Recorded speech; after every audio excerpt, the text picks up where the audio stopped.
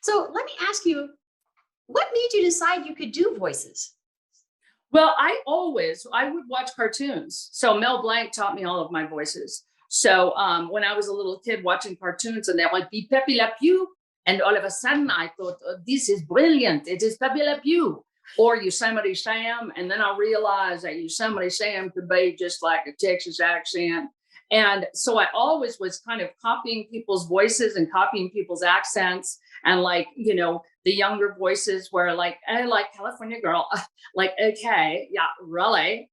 Yeah. It's like when you go into the mall and you hear people talk. And Right. it's everywhere. It's kind of like your own little theater thing. And it's really fun. I remember when I was in New York and I wanted to get into a club and they have those really long lines.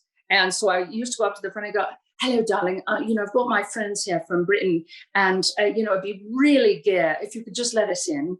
And they would go, yeah, sure. Okay. And then let you in and you go, okay, that's great. Or when you're walking into a store and they go, excuse me, could you help me here? Yes, that would be, yes, thank you so much. Cheers.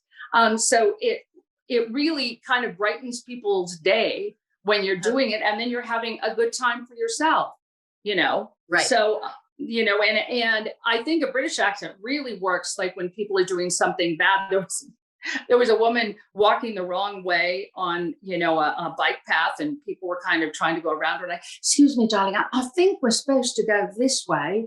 I know you're going that way, but I think like the road is supposed to go this way. But totally up to you. So Interesting. So when that's so hysterical. So you think the British accent is even bigger than like the Australian accent? Because anytime an Australian accent comes my way, I'm like, what do you want? I'll do oh anything. no, any accent wins the prize. I mean, that really any accent wins a prize. And when when Hal and I were doing a Comic-Con in Australia, we love the crocodile hunters. So we got, oh yeah, I'm gonna do everything I can to protect it. It's beautiful. So Hal started doing this kind of stuff on the bus. And so the bus driver says, you're not making fun of our national treasure, are you? No, we love him. He's fantastic. And we do love him. I think anybody with an accent can win the prize. Yeah, that's You awesome. can make things happen. So when you first were called in for The Simpsons, what was the first voice they wanted you to do?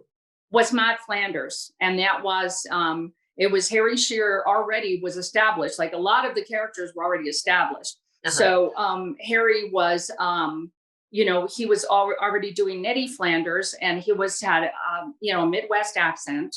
So then I realized, she was a Christian woman, and she was, she had Tad and Rod, her two children. So I really realized that would probably be the best way to go on the accent. And some of the accents I was able to create myself. Some of the ones like with Harry Shearer was also the Lovejoy, Reverend Lovejoy. So it's Helen Lovejoy. I just realized that's the type of person that he would be with, because she's a social climber and she talks behind your back. And there was one point when because I used to fly myself back and forth from The Simpsons. That was one of the reasons there was a big problem, because I was flying myself back and forth when we moved to Colorado. And so I remember getting off the plane and they go, thank you, thank you, thank you. So, that all the stewardesses and, or the flight attendants, sorry, not stewardesses, got to be politically correct. The flight attendants said, thank you, thank you, thank you. So I went to work that day and it was Helen Lovejoy, and she was greeting people as they were leaving. Go, thank you, thank you, thank you, thank you for praying with us. Thank you. No, thank you. So it was fun.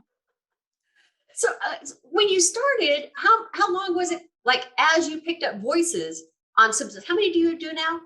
Or well, I do Helen Lovejoy, Reverend Lovejoy's wife, the gospel wife of the minister, and Matt Flanders, and they killed me because I moved to Colorado. And Miss Hobos, they said, teacher, Dolphin, Richard of Bart's friends, Mel Preservis all the mail. Princess Cashmere's real name is Shauna Tifton, the head of Kitty Carlisle Mexico in 2010. All the old women, the old folks home with Grandpa, and Sherry Bobbins to take off for Mary Poppins, and also Gwen Van Houten, who's Millhouse's mother. And then there's various ones in there that I did in those first 10 years. And then now, like I was doing, and because I'm a quarter Mexican, that I can actually do the Bumblebee man's wife, Ay, por Dios, Santa Maria, I was doing Mr. Bumblebee, but now they have, someone, that a Latina doing that. And I did Dr. Hibbert's wife, but now they have an African-American doing that, which is fantastic. I mean, everything has shifted on the Simpsons, but initially it was all of us doing, there's like 6 of us doing everything and Wow. doing all characters.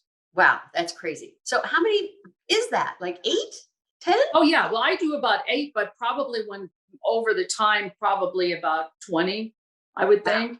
And other people are much, much more because they've been doing, 32 years.